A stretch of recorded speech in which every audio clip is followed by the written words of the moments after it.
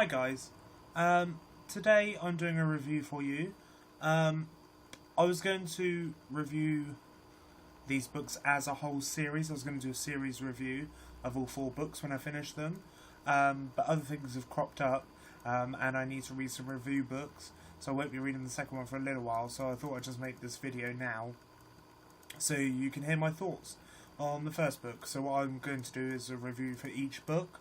If you can tell by the title, the book I'm reviewing today is The Maze Runner by James Dashner. My slightly beaten up copy. It didn't look like this when I got it. As you could tell, like, the lettering on the front, it was silver, but it's rubbed off. And on the side as well, there. But these are really nice covers. I really like these covers. Anyway, so this book, the first book, follows Thomas. And Thomas wakes up in a box, and some guys reach in and grab him out of the box, and he's in a field, and there's loads of people in this field, and there's loads of there's stone walls surrounding the field, and he doesn't know anything. Like, all he remembers is his first name, and basically this book centres on Thomas's journey. He knows that he feels in himself that he needs to be a runner, and a runner is one of the people who goes out every night or every day. No, yeah, every night into the maze to try and figure it out, to see if there's a way out of the maze. And they've been doing this for 2 years and nobody's ever found anything. But they keep notes of their progress, and they draw pictures of the maps and stuff to compare the different days to see if there's any change, see if they can figure out how to escape. Yes, and that is the job of a runner, and for some reason Thomas knows, he feels in himself that he has to be a runner. It's just something he knows he has to do. And he gets his chance to be a runner, and he helps, he's helping the guys discover how to get out of the maze. Sorry, I'm being distracted. One thing I will say, if you can hear it, because it's distracting me, I'm currently sitting my phone on top of my laptop, so I could charge my phone because it's almost out of battery, and the fan on my laptop's broken, so if you can hear it, that's what that is. I'm very sorry. Anyway, back to The Maze Runner. Yeah, so Thomas gets his chance, the main character, to be a runner, and help the guys figure out the maze and find an exit, find a way out of the maze, back to the lives that they used to have. I will say, this book, I started it and wasn't really enjoying it. I got kind of maybe 10 chapters in and I wasn't liking it that much. And then it picked up until about chapter 30, and then it was slow for me till about chapter 50, and then the ending was just, I zoomed straight through it. It was fantastic. All in all, this book is written extremely well. It's written very well. There's some in the maze, in the glade. There's some language that they kind of have created themselves.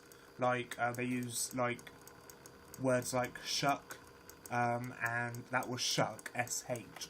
And they use words like shuck and slint head and clunk and stuff like that. Like, they create their own language. But when James Dashner is writing the dialogue with the language, like, you still understand what they're saying. It's not difficult to pick up on what's happening. The book is action packed. Like, it's written. James Dashner is really good at writing action scenes. And at the end of every chapter, I found, something that made me want to keep reading the next chapter. There's little things at the end of each chapter which are really cool. Like, I'll just find you one that makes you want to read the next chapter. I won't read you that one because that's a spoiler. There's things like, Chuck pointed at Thomas, he keeps asking for him. And then and then that leaves you thinking, why is he asking for Thomas? You'll understand if you've read the book. Yeah, but there's things like, there's cliffhangers at the end of every chapter which really help you to fly through the book, because they make you want to keep reading. It's not like a choice, like you have to keep reading. But yeah, all in all, it's a really good book. it's nothing like I thought it would be. It says a must for fans of the Hunger Games, and I've heard people compare it to the Hunger Games, but we've had this discussion on YouTube, BookTube many times. People that say books are like the Hunger Games are, or Harry Potter, or Lord of the Rings are idiots, because no books are going to compare to the originals. Like, you're trying to compare a book about a boy in a maze trying to find a way out to books about little kids fighting to the death. Do you know what I mean? Like, why would you compare this to the Hunger Games? This is a good book in its own right. You know, the Hunger Games, Lord of the Rings, Harry Potter thing is just ridiculous. I don't know why people do that. It's horrible. Like, you're not giving James Dashner the credit. I mean, it says a must for fans of the Hunger Games. It doesn't say it's like the Hunger Games, which makes me feel better, because this is definitely not like the Hunger Games. It's a book and a story, and a really good story in its own right, and it should stay that way. Yes, but yeah, it's a fantastic book. I don't want to give away spoilers. Yeah, and like I said, I was going to start the next one. I did start the next one. I got to chapter 4, but I realised I emailed my contact from Canongate Books. I made a video recently about I had a dilemma about whether I should jump straight into the second one or do the review books, but I emailed my contact at Canongate Books, Anna, and she said to me, like, it would be good if you could review them this month, to be honest. So I was like, okay, cool. So so that's my review of The Maze Runner, book 1 in the Maze Runner series.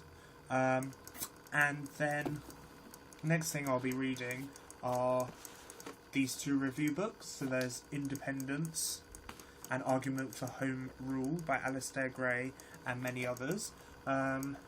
Is Scotland a possible nation? Yes, if we make it. That's the tagline. Yeah, and it's about Scotland being independent. So, I don't know if there's any kind of blurb really, but this is only 130 pages, so it's not very long, and the text is quite big, to be honest. Like, the text is quite big.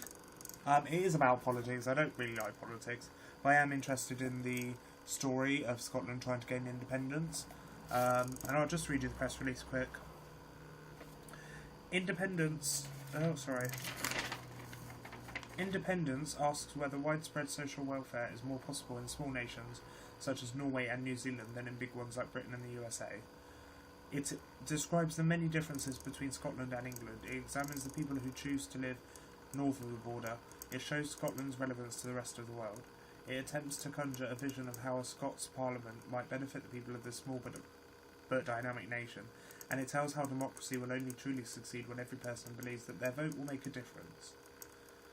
Gray argues that a truly independent Scotland will only ever exist when people in every home, school, croft, farm, workshop, factory, island, glen, town and city feel that they too are at the centre of the world. With debate around the referendum rapidly reaching fever pitch, Gray adds a calm and measured voice to the conversation. Gray is one of Scotland's most loved cultural figures, and his views on this debate are well respected.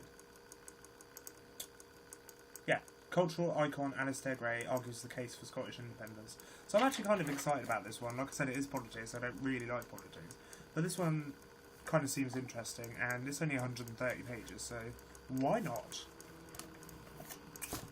And then, when I've read that one, I will probably move on to the second review book, which is The Pure Gold Baby by Margaret Drabble. This is already out in hardback, but I'm reviewing it because it's coming out in this paperback. When is it coming out? 19th of June, so 3 days, that's Thursday, I think. I probably won't have it read by Thursday. But maybe if I read Independence really quickly, I'll have it done by Saturday, Sunday. And it says, The Pure Gold Baby is the story of Anna, a little girl with a luminescent quality, her mother, Jess, and the community that envelops them. A happy child, Anna is the unchanging core of this journey spanning decades and continents through the lives of those that love her. This profoundly engaging portrait of family, friendship, and the way we care for each other is a powerful reminder if one were needed, of Margaret Drabble's literary greatness. So it says, the Pure Gold Baby received praise worldwide on hardback publication. Now it returns in a brand new package for the summer. So yeah, it's already been out in hardback. But yeah, they're republishing it in this really nice paperback. And it's like a kind of Hessian type feel. It's really nice. Yeah, so and this one's only 200 and something pages, I think. I don't know. Let me check. 291 pages, so that's about the same as The Humans, and I read The Humans in like 2 days. So, yeah. Those are the books I'm reading next. Yeah. And I hope you enjoyed this review and plan of what I'm reading next. Yeah, if you like this video, please like, and you can subscribe. And when I finished these two, I do have 2 more review books coming from Quirk soon, so I'll have to do those as well. I don't know when I'm going to get to Scorch Trials, but when I do and I've finished it, I will be posting a review, obviously. And then the same for the 3rd and the 4th books. Yeah, but that's it from me today. Thank you for watching this video, and I will see you again soon. Goodbye. And also, tell me if you read The Maze Runner, if you read all of them, and if you like them, and your views on them. Okay, I will see you again soon.